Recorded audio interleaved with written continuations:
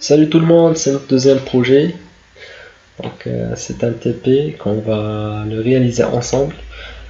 Chaque jour, plutôt chaque heure, on utilise des chargeurs pour charger nos téléphones. Mais comment ça fonctionne pour transformer ces 220 volts à une tension plus basse? C'est le 5 volts en continu. Donc il y a plusieurs étapes qu'on va les réaliser ensemble. Quelle est la première étape?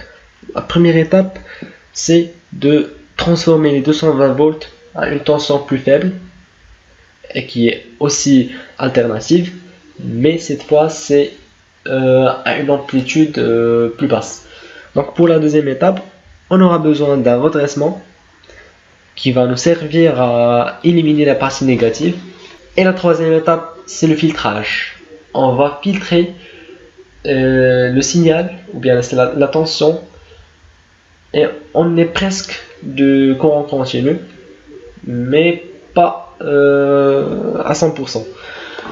Donc pour la quatrième étape, c'est la régulation. On aura besoin d'une diode. Cette fois-ci c'est cette diode Zener, elle va nous linéariser la tension à une tension continue. Donc ce sont les étapes qui vont être munies pour arriver à une source continue. Donc c'est ça, et on va ensuite faire une animation pour voir est-ce que ça marche bien, est-ce qu'il faut changer des valeurs ou bien faire des changements pour voir bien les 5 volts. On commence. Le logiciel qu'on va travailler avec, c'est le Protos. C'est un logiciel qui est connu, qui a déjà des composants bien définis, des composants qu'on peut tous utiliser. Et ensuite, on va expliquer comment ça marche ici.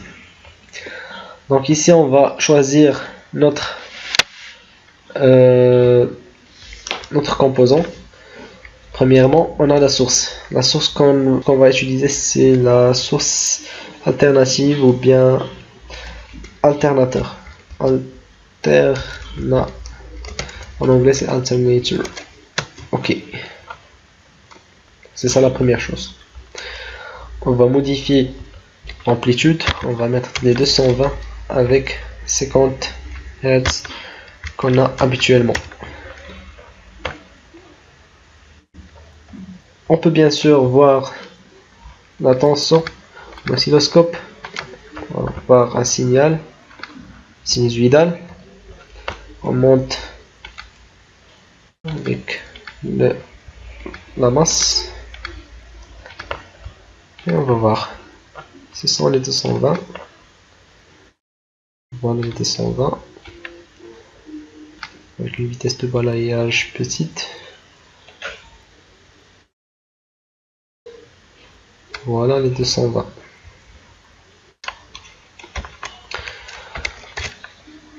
Donc quelle est la première étape? La première étape c'est pour passer à un courant continu. Donc on aura besoin d'un transformateur qui nous baissera la tension du 220 par exemple à 36 volts ou bien 50 volts. Donc on aura besoin d'un transformateur. Voilà le transformateur.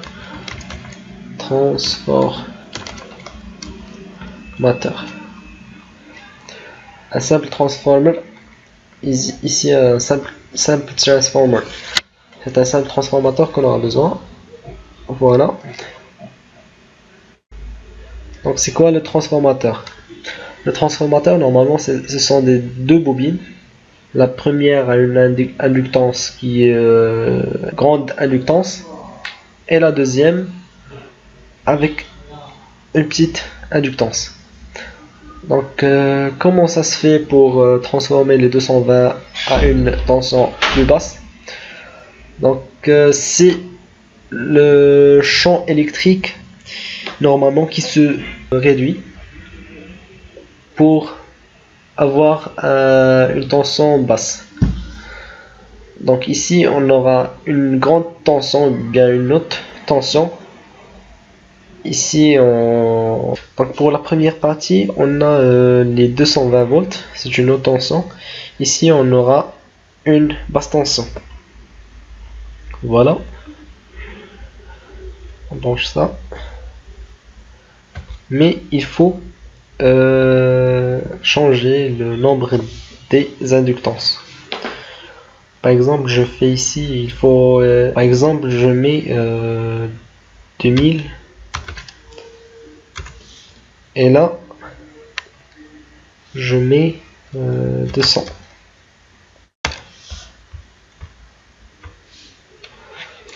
Donc on va mesurer pour voir la tension de sortie. Ici, il faut choisir le AC voltmètre. Donc c'est le voltmètre à courant alternatif.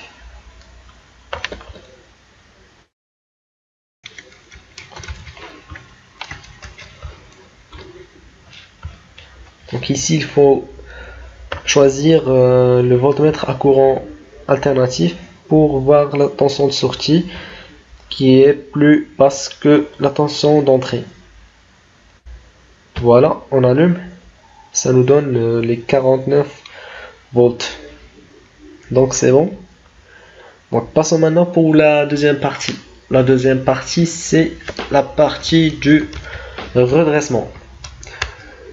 La partie du redressement, on aura besoin d'un pont qui s'appelle le pont de Graves et ça va nous aider. Par contre, si on met juste des diodes simples, ils vont juste éliminer la partie négative du signal. Mais le pont de Graves, ça, il a un avantage bien sûr par rapport aux autres, c'est qu'il garde la partie négative et il la remonte avec la partie positive. Donc c'est ça ce qu'on va faire maintenant, c'est de mettre le pont de Graves. Ça s'appelle le rectifier bridge. C'est ça. On le monte ici. Voilà. Donc c'est ça le montage d'un pont de Graves. Et après, si on veut voir dans l'oscilloscope, ça va nous donner le schéma ou bien le signal voulu.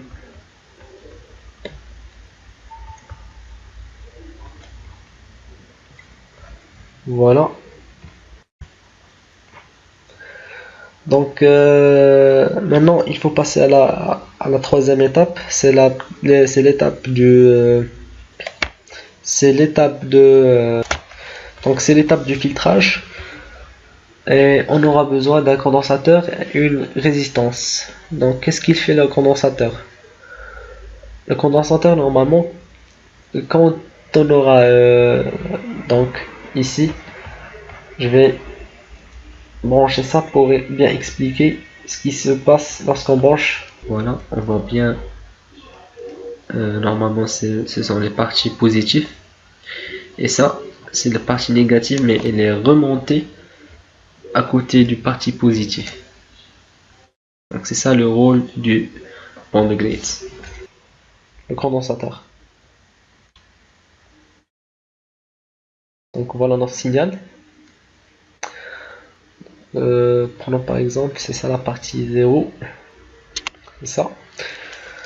Lorsqu'on branche le condensateur, donc cette partie, il va se charger. Lorsqu'il arrive à ce point, il va se décharger, mais d'une manière à descendre jusqu'à ce point. Il va être juste là. Et il va encore se charger. Et lorsqu'on voit dans l'oscilloscope, il est presque continu, mais il a ce qu'on appelle un bruit dans le signal. Et pour cela, on aura besoin d'une autre étape qui s'appelle la régulation.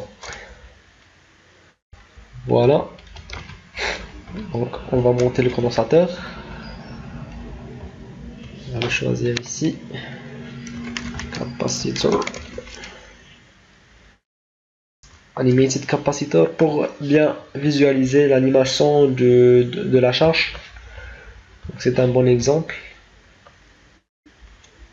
Voilà. Ici, on a les 100, les 1000 microfarads. Working voltage. Ça, cette capacité ou bien ce condensateur fonctionne avec un voltage de 12 volts. On va mettre les 50 pour bien marcher. Voilà. Ensuite, on monte une résistance. Résistor. Voilà. On va la monter ici pour baisser l'amplitude.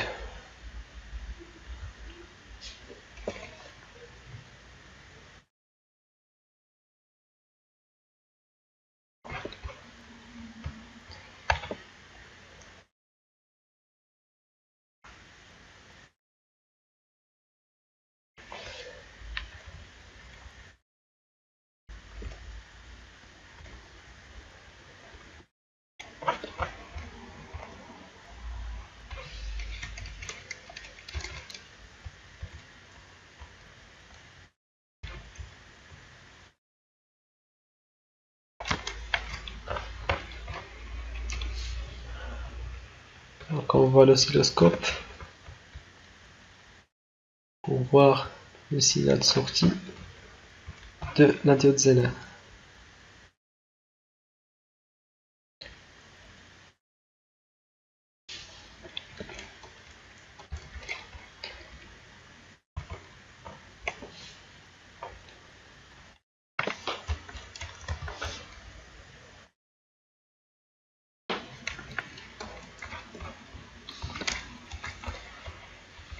Donc voilà le schéma final.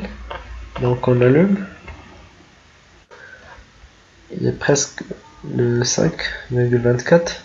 On peut bien sûr avoir les 5 exacts en modifiant la résistance ou bien modifiant le transformateur pour avoir les 5 volts exacts.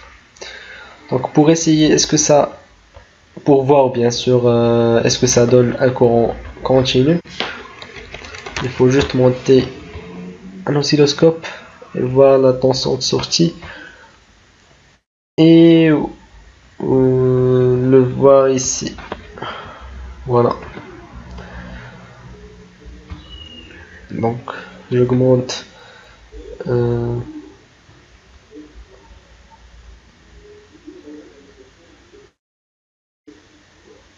donc ça se linéarise à la suite. Donc avec des microvolts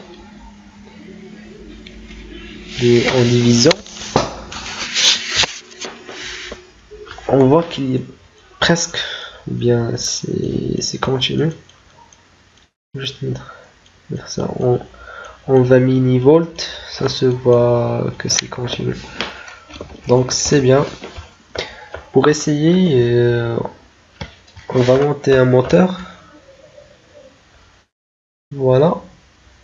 Pour voir est-ce que ça marche bien. Voilà. Le moteur tourne. Donc c'est bien. On peut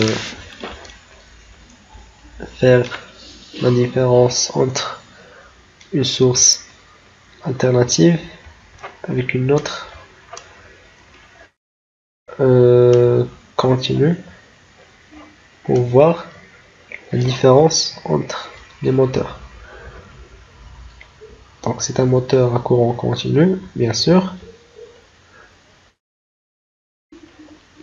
Donc ici on a un volt dans les deux générateurs. Celui-là est sinusoïdal ou bien alternative, celui-là à courant continu. Donc normalement ça vibre. On peut bien sûr changer. Ici on met 1 avec bien 1 avec une fréquence de Hertz. Et ça se voit bien que ça vibre. Et l'autre ça tourne bien. C'est ça notre cas. Donc ce schéma il est équivalent à ce schéma. On a pu remplacer la source alternative par une autre continue. Donc merci pour votre observation et à une prochaine vidéo. Donc je vous remercie tous et au revoir.